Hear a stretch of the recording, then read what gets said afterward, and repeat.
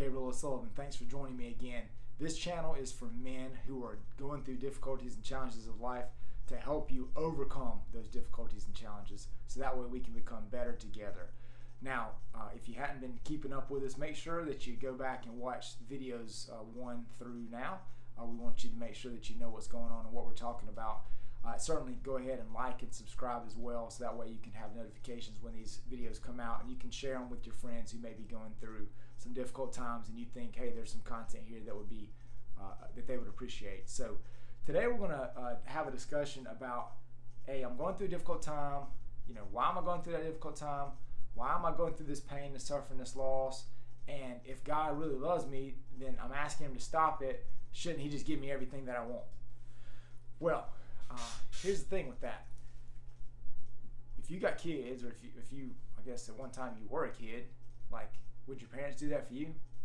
Like, everything you want may not be exactly what's best for you. A few episodes ago, we gave the example of a kid wanting some cookies right before dinner time, and the parent says no. Is it because the parent's mean? Is it because the parent don't want the kid to have nourishment? No, it's exactly the opposite. And that situation certainly applies to this question right here too. Like, if God just gave us everything that we wanted, or everything that we think that we needed, number one, he wouldn't be God, he'd be a genie. And God's not a genie in a bottle, right? That's just a mythical figure that we think that we want God to be like. Like, if I ask him to do something, he's supposed to do it. Like, he's supposed to jump, when we say jump, and then he's supposed to also say how high. Well, that's not the way this thing works. That's actually the opposite of the way that life works. And when we have that kind of thinking, that just shows us our sin, because now the created is trying to speak to the creator and tell the creator what they think is best and what needs to be done.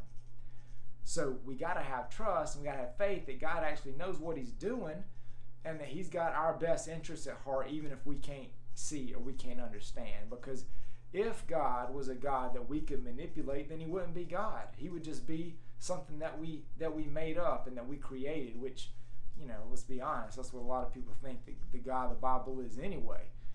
Most folks think that the God of the Bible is just one of many gods, right? That it doesn't matter which one you espouse, because they're all kind of the same, and that the God that is has revealed himself or herself, as you might think, in different ways in order to allow people to relate to him or her in a way that just gives them that sense of peace and will lead them to nirvana. But other religions may espouse that, but the Bible is clear that is not the case, okay? And that there is only one God, and that his son is Jesus, and that's it.